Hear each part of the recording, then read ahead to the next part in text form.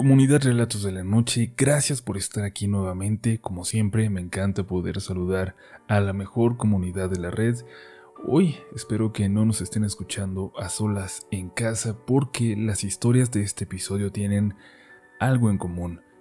Todas transcurren mientras nuestros protagonistas están en sus propios hogares, en ese espacio donde siempre creemos estar completamente a salvo. De nuevo, siento que es mi deber advertirles que si son propensos y propensas a sugestionarse, escuchen esto por la mañana, en un lugar público o acompañados. Tómenlo solo como entretenimiento. Es su última oportunidad para dejar este episodio para después, porque estamos a punto de entrar a Relatos de la Noche. Ya hace casi 3 años que esto me pasó, y todavía me cuesta superarlo, olvidarlo, dormir tranquila en esa misma cama. Y sucedió casi por casualidad. Siento que todo coincidió para que me pasara. Mi cuñado es ingeniero y lo contactaron para ir a revisar un desarrollo inmobiliario que había quedado a medio terminar, con solo algunas de las casas en obra negra. Iba a ser de lujo, rodeado de selva, pero por alguna razón no se logró concretar y tenía años abandonado ya. Mi cuñado tenía que cotizar cuánto costaría renovarlo para continuar con su construcción. Estuvo yendo varios días con su equipo y al final se llevó a mi hermana y a mi sobrino, que siempre se le pegaban cuando podían. Era como una colonia fantasma en medio de la nada. La selva poco a poco volvía a recuperar espacio. Se metía a las casas de las orillas. Anduvieron los tres recorriendo toda la zona. Mi sobrino se puso a buscar entre aquellas casas jugando. De pronto salió de una y le dijo a su papá: «En esta casa vive alguien». Mi cuñado se preocupó y le dijo que se fuera con su mamá, y él entró a revisar. En efecto, parecía que aquella casa había sido refugio de alguien durante un buen tiempo, aunque parecía de nuevo estar abandonada. Tuvo que llamar a varios de sus trabajadores para que se regresaran y hacer todos una revisión más exhaustiva también en las demás casas. Le pidió a mi hermana que volviera a la casa, y él regresaría a la ciudad con los demás al terminar. Le urgía saber que no habría cambios al presupuesto que estaban por entregar. Mi hermana y mi sobrino llegaron entonces a mi casa, aprovechando que quedaba de paso y teníamos tiempo sin vernos. Después de un ratito de platicar, notamos que mi sobrino no dejaba de jugar con lo que parecía ser un pedazo de piedra. Su mamá le preguntó que qué era eso y se lo pidió para revisarlo. «Es un muñeco que me encontré en la casa y no se quería quedar solo», dijo mi sobrino. Aquello, la verdad, parecía más salido de un museo que de una juguetería. Era una figura tallada en piedra, pero de manera muy rudimentaria, apenas con forma. La cabeza de aquel ser tenía como forma de punta, y no era tan pesado, es como si fuera hueco. Era muy feo, pero llamativo también, y yo nunca había visto una figura de ese tipo aquí en la zona, a pesar de que en la escuela nos enseñan mucho de las culturas que habitaron este lugar antes de la conquista. Cuando mi sobrino se quedó dormido y le ayudé a mi hermana a llevarlo al carro, aproveché para pedirle que me dejara aquella figura. Al niño se le iba a olvidar, se le iba a pasar la emoción en cualquier momento, y yo sentí que incluso se vería muy interesante acomodada en mi sala, con otros adornos que tengo de ese tipo. Mi hermana accedió y acomodé la pieza en la sala. Debo confesar que no pensé que se pudiera tratar de una pieza original, quizás algo tallado recientemente por alguien en la zona nada más, nada de importancia. Pero esa misma noche, algo me convencería de que era una pieza bastante especial.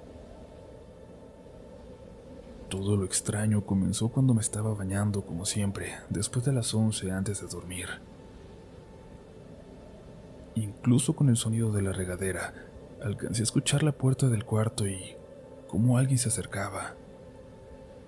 Cerré la llave. Me acerqué a la puerta a ponerle seguro, pensando que alguien estaba por entrar, pero Entonces los pasos se alejaron y salieron de mi habitación. Me sequé y me vestí rápidamente, intentando convencerme de que solo me lo estaba imaginando.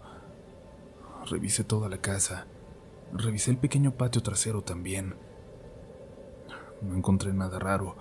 Incluso me asomé a la calle y solo estaba el señor de enfrente platicando con su hijo que había ido de visita. Les pregunté si no habían visto a nadie salir de mi casa, pero me dijeron que no, y que no me preocupara, que estarían ahí buen rato y que cualquier cosa solo les echara un grito. Regresé adentro mucho más tranquila y me acosté.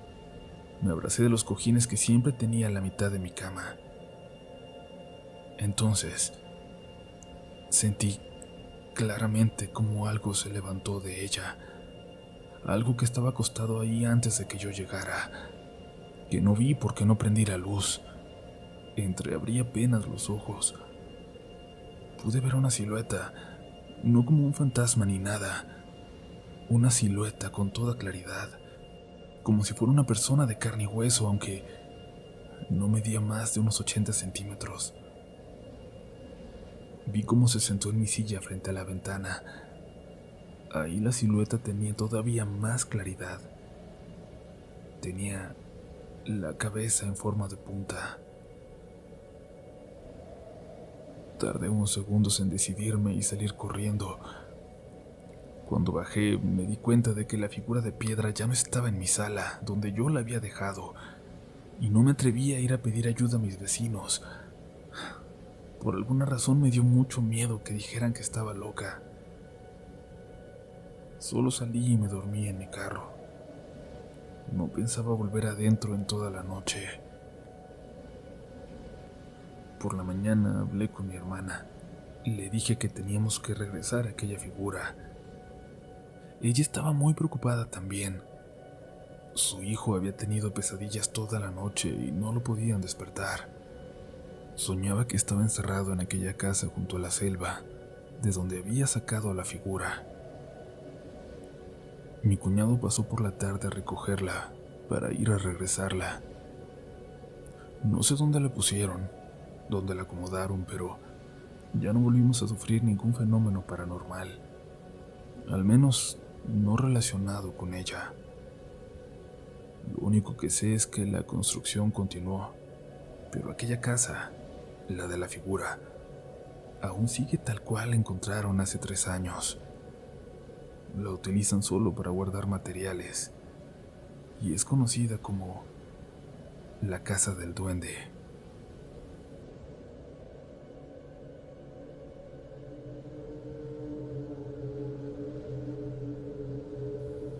La única experiencia paranormal que he tenido que soportar me sucedió cuando mi hija era apenas una bebé, empezando a hablar, en una casa en una vecindad donde vivimos mi esposo y yo por un tiempo. No era una vecindad de ciudad, más bien como de esas de pueblo, donde en terrenos grandes se montaban casitas de estas armadas de 2 piezas. Ahí donde vivíamos se llenaba de trabajadores temporales que rentaban los lugares por semana, y la única casa permanentemente ocupada era la de la señora que nos cobraba la renta, la administradora, que vivía ahí junto a su esposo, un señor que nunca salía de la casa. Le faltaba una pierna al pobre, así que era la señora la que se ocupaba de todo ahí. Debo decir que la señora me daba algo de miedo, de desconfianza cuando llegamos, sobre todo porque a veces la veíamos por las noches caminando entre las casas, nomás caminando con sus hierbas en la mano y tarareando algo, una canción que nunca alcancé a reconocer. Al menos parecía una canción.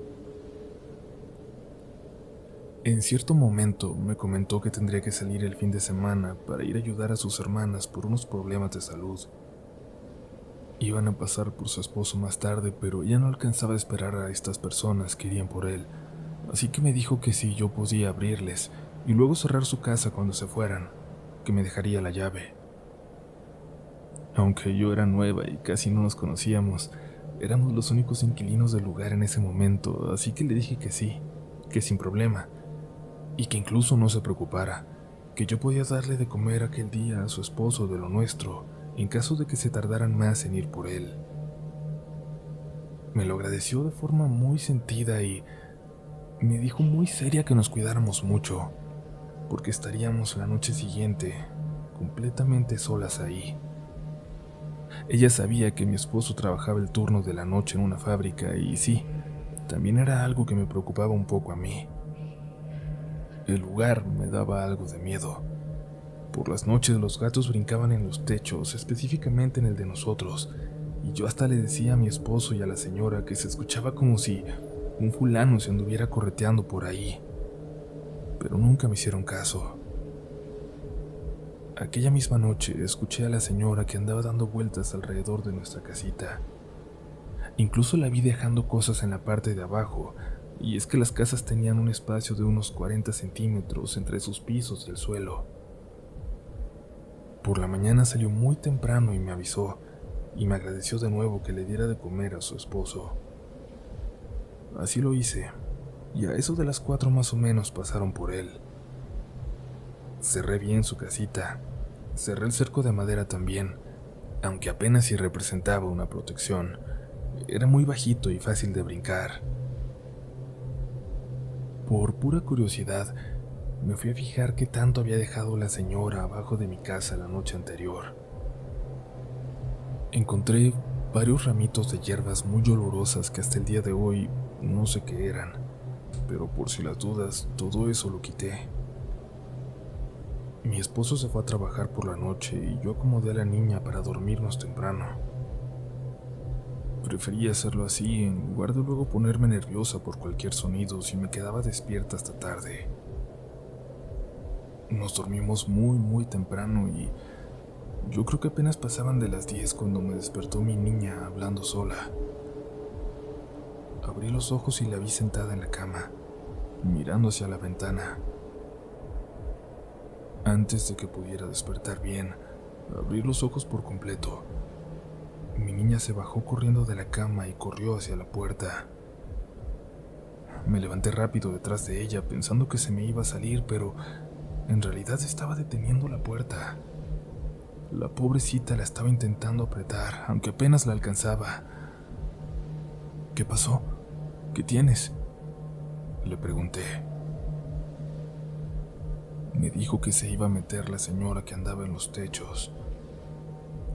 En ese momento no pensé que fuera una fantasía de la niña. Simplemente corrí a asegurar la puerta y ya después iba a averiguar. Pero pronto, unos cuantos segundos después, me di cuenta de que sí andaba alguien afuera. Vi la sombra que siempre se formaba en mi ventana cuando alguien atravesaba de la casa de los señores hacia la mía. Mi niña me dijo que cerráramos bien, que la señora nunca se bajaba de los techos, pero que ahora andaba abajo y se quería meter. Recuerdo que mi niña apenas podía explicarme con el poco lenguaje que tenía en ese entonces.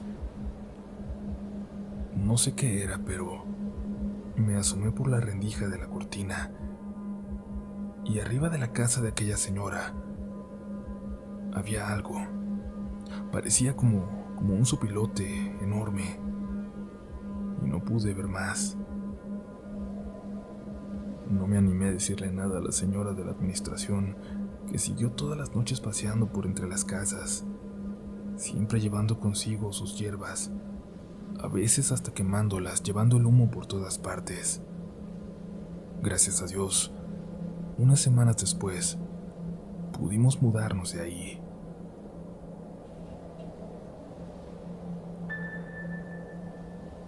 Comunidad, estamos cerca de llegar al final de esta edición, pero como siempre, les queremos invitar a que nos compartan sus historias, que compartan este proyecto y que si quieren continuar con esta conversación, nos sigan también en nuestras redes sociales, donde nos van a encontrar en Instagram y en Twitter como RDLN Oficial.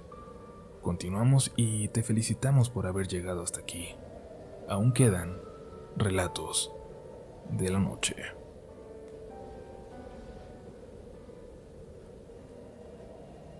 Hola comunidad, acabo de escuchar el episodio especial por los 900,000 suscriptores y al escuchar la historia del Skinwalker me hizo recordar algo que viví con mi esposo.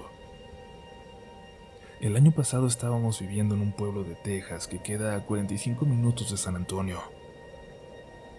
En el pueblo hay muchas rancherías y vegetación. Un amigo que vive en Austin me dijo que aquí alrededor se escuchan historias de brujas y muchas leyendas, entre las que se incluyen las de esas criaturas, de esos brujos navajos que pueden convertirse en una especie de híbridos entre humanos y bestias, los skinwalkers. Una noche estábamos mi esposo y yo tratando de dormir a mi niña de 3 años que estaba muy inquieta y necia. Cuando al fin lo logramos, intentamos dormir nosotros. Justo cuando me estaba quedando dormida, escuché un grito terrible, una especie de llanto, maullido, gruñido, algo muy extraño que nunca había escuchado. Una especie de mezcla entre lo humano y lo animal. Fue tan fuerte que mi esposo volteó y me preguntó si yo también había escuchado. Me pidió que le confirmara que no había sido su imaginación. Le dije, intentando calmarlo, que seguramente había sido un coyote, pero la verdad no estaba nada convencida, y él tampoco. Pasaron algunos días hasta que, otra noche, cerca de las 2 de la mañana, el mismo grito nos volvió a despertar. Aquel sonido tan horrible. Nos despertamos asustados e intentamos calmarnos, pensar, convencernos de que se trataba tan solo de algún coyote o algo parecido. Al día siguiente mi esposo se la pasó buscando y escuchando sonidos en internet, gruñidos de animales, intentando encontrar algo similar. Buscando sobre animales no encontró nada, pero luego llegó a los videos sobre gente que ha logrado, o dice haberlo hecho, captar los sonidos de los skinwalkers en esta zona. La verdad, al escucharlos se me puso la piel chinita, ya que 2 de estos sonidos, de estas grabaciones, fueron idénticos a lo que escuchamos aquellas noches. Lo más curioso es que fueron escuchados muy cerca de aquí.